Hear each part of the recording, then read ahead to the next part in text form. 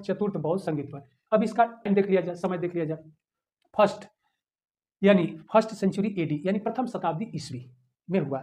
Okay, इसके पहले की जितनी संगीतियां हुई ईसा पूर्व में हुई, ध्यान रखिएगा, बीसी में हुई, जबकि यह लास्ट यानी चतुर्थ जो थी यह संगीत का आयोजन प्रथम शताब्दी ईस्वी में हुआ यानी एडी में हुआ। इंपॉर्टेंट स्थान कुंडलवन में हुआ, यह पड़ता है कश्मीर में। अब यह बिहार के क्षेत्रों से बाहर हुआ, उत्तर पूर्व के क्षेत्रों से बाहर हुआ, यानी उत्तर पश्चिम के क्षेत्रों में हुआ। क्लियर बात, क्योंकि कश्मीर बिहार से उत्तर पश्चिम के क्षेत्र में पड़ता है, तो उत्तर पश्चिम के क्षेत्रों में हुआ यानी कुंडलवन में हुआ। अध्यक्षता यानी प्रेसिडेंट कौन थे? वसुमित्र थे, इसकी अध्यक्षता वसुमित्र द्वारा किया गया। शासक कौन था? रूलर कौन था?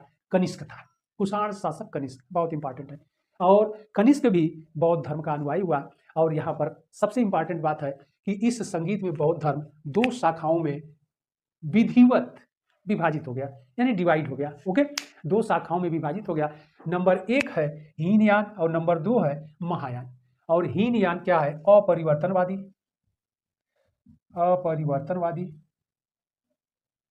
अपरिवर्तनवादी है। और यह महायान क्या है? परिवर्तनवादी,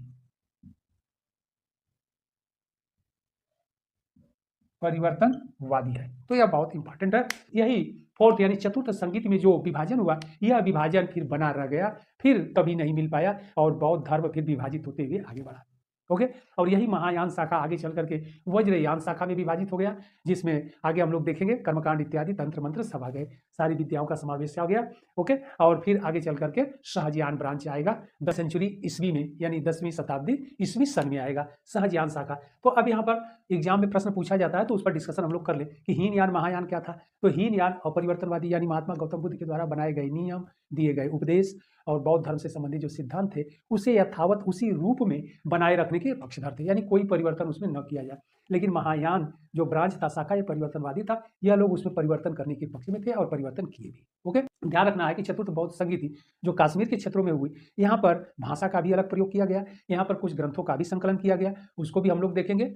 तो वह सबकी भाषा जो रहेगी संस्कृत रहेगी, यानी यहाँ पर संस्कृत भाषा का प्रयोग किया गया, जबकि इसके पूर्व के 3 काउंसिल में पाली और अर्धमागधी का प्रयोग किया गया था। ओके, लेकिन यहाँ पर संस्कृत।